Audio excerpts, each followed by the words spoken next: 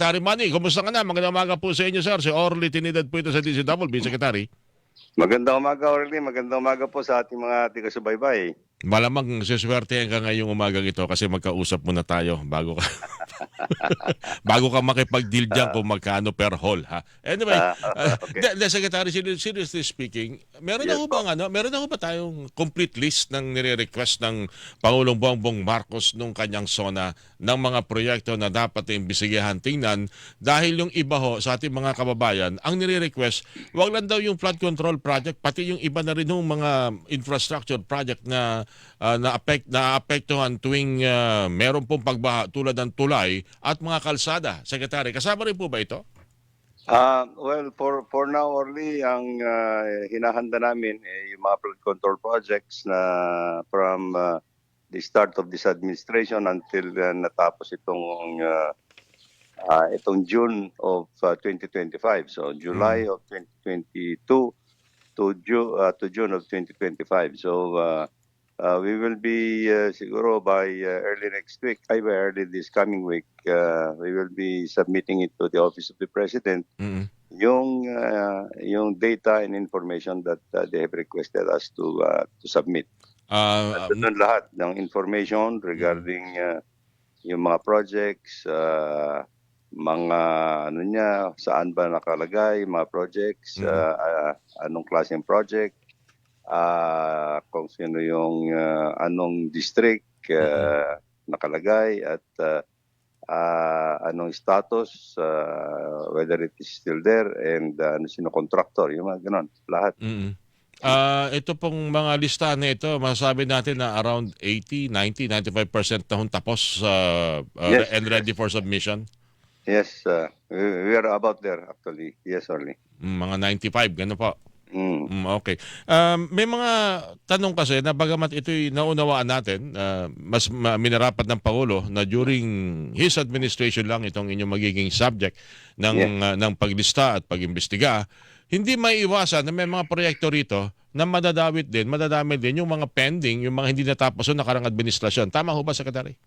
Well, that will be the second information siguro that we'll consolidate na sasabihin natin kasi anong status din yung mga nagawa nung previous administrations, kasi talaga naman ano ba yung nadatnan namin, mga status ng mga flood control projects and so forth and so on, but ang priority namin na isasubmit Orly will be the ones that have been completed during this administration. Yan, kasi parang may naulinigan ako na ang ilan sa mga controversial at masakit sa ulo na mga proyekto patungkol sa flood control ay sinimulan noong hindi lang itong administrasyon na nakaraan, kundi maging ng mga nagdaan pa na hanggang ngayon ay patuloy na pinoproblema at pinopondohan po ng DPWH, Secretary Manny.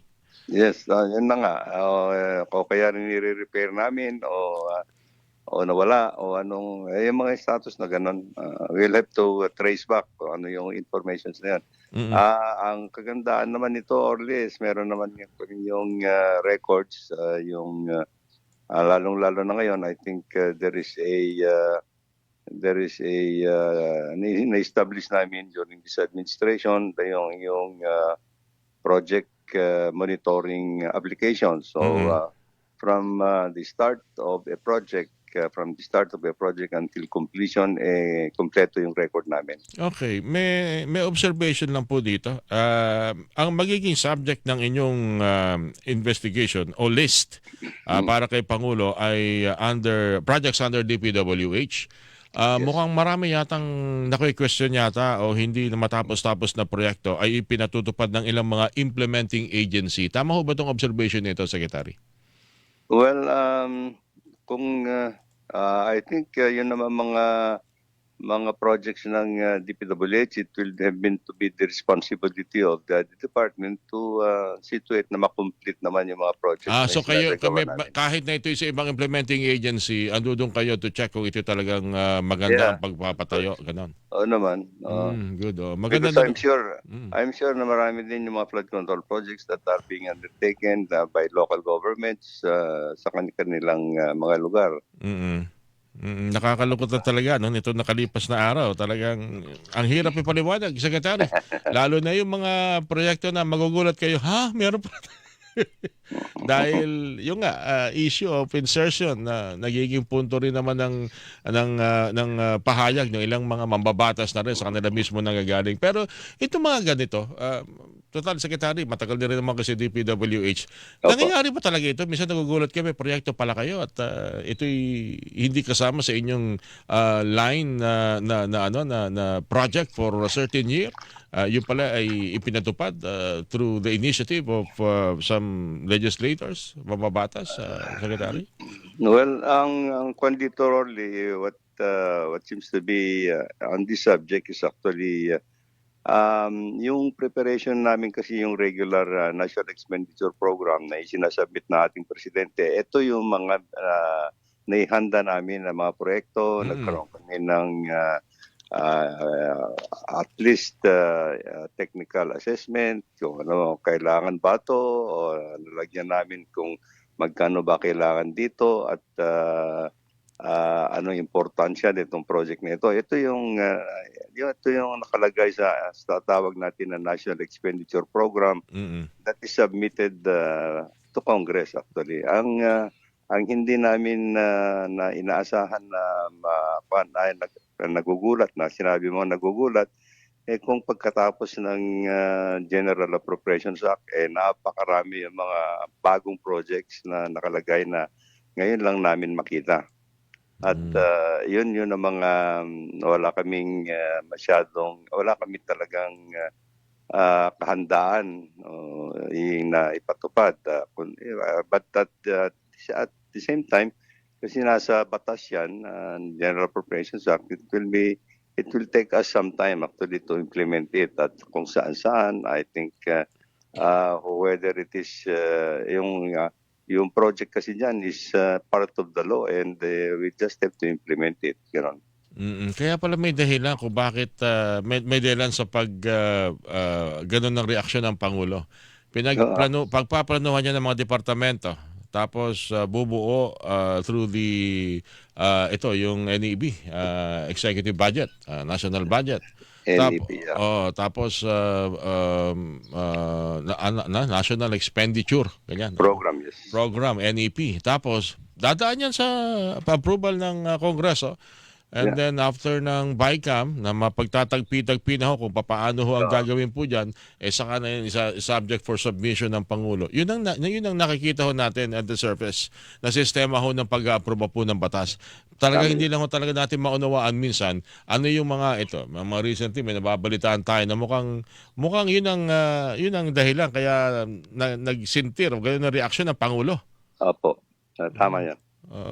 Ano pa yung proyekto nakita niya na parang mani ba anya ngay kasta tay project ito anya tita rami dyan nga kaslangan ko tita but anya ngay okay na turn to when no one's I think the president is very concerned about all these projects and the magnitude of the additional projects that will come into the General Appropriations Act.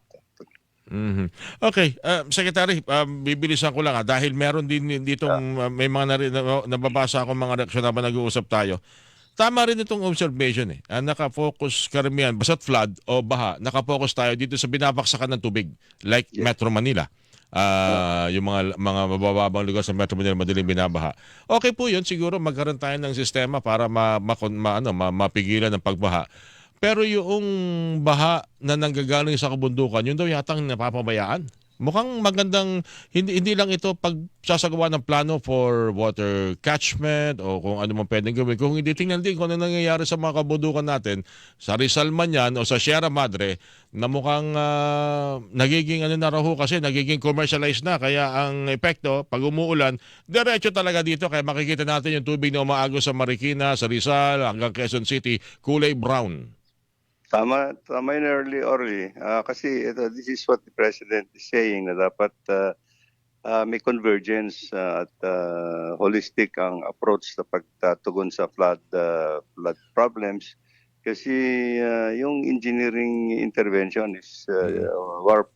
just one part of the solution. Pero kung halimbawa yung watershed natin na papabayaan, talagang mabilis dumalo yung tubig baha sa baba. At Mm. hindi lang yun, dala-dala niya yung lupa at yan na nagiging silted na yung mga ilog natin.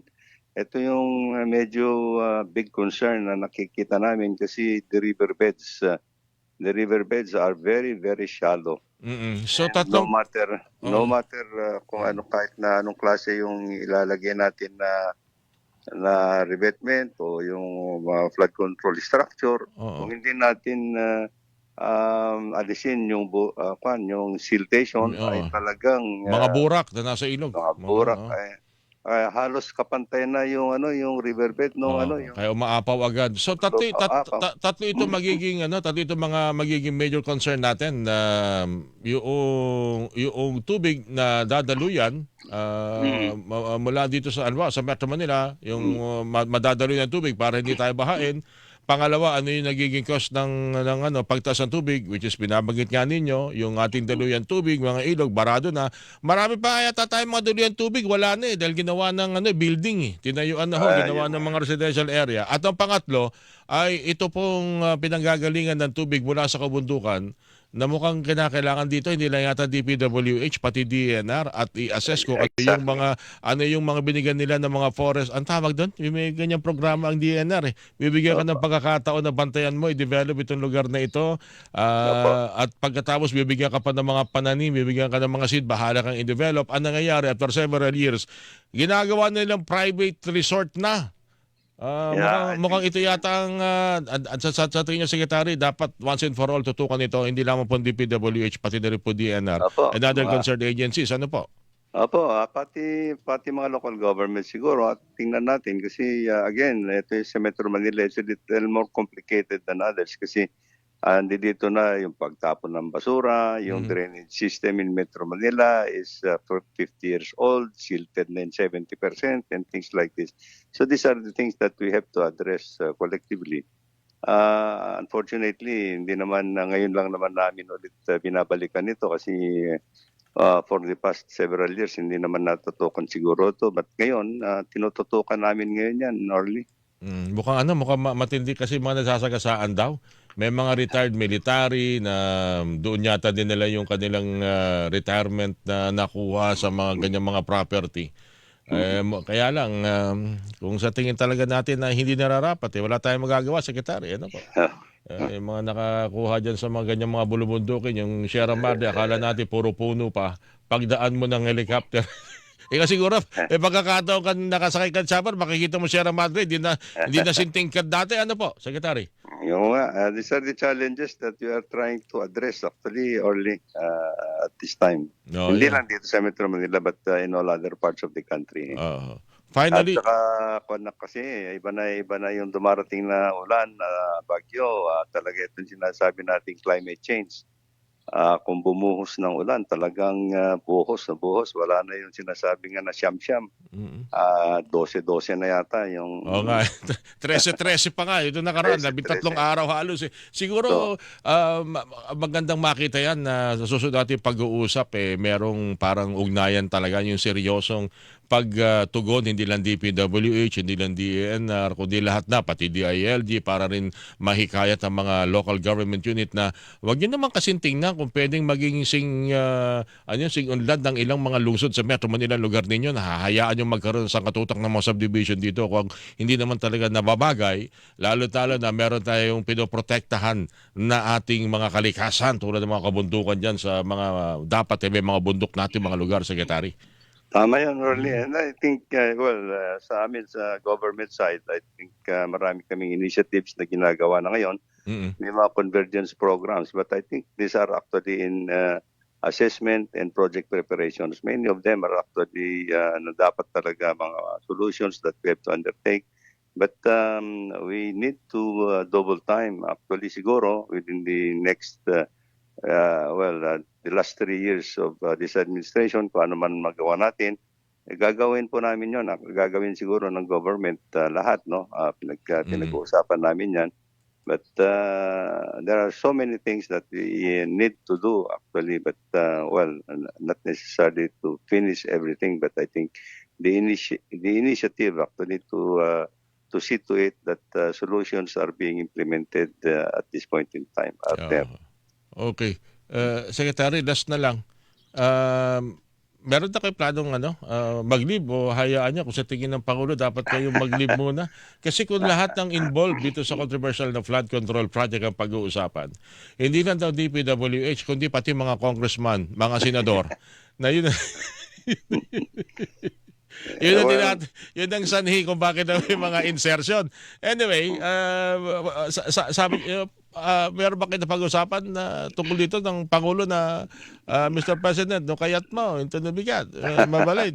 Secretary. I think flood control is just the issue at this point in time. Napakarami naming mga flagship projects that are that are being implemented right now, and I'm sure that we don't want to lose the momentum naman sa mga big ticket projects that are now being implemented for the last three years of this administration. Kaya tingnan natin, and I will just be awaiting the instructions of the President with regard to this issue.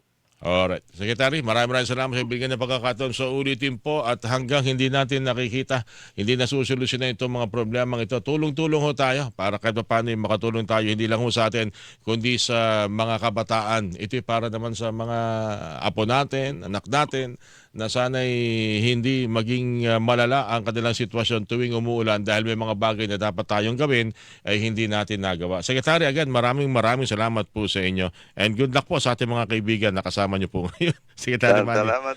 Thank you, Orly. Salamat. Pakisabi sa kanila, Opo. ayusin ninyo ha. Thank you, sir. Salamat po. Yes, sir. Thank you, Orly. Good morning po. Good morning po sa inyo. Kalihim po ng Department of Public. Hilingan, walang Pinoy.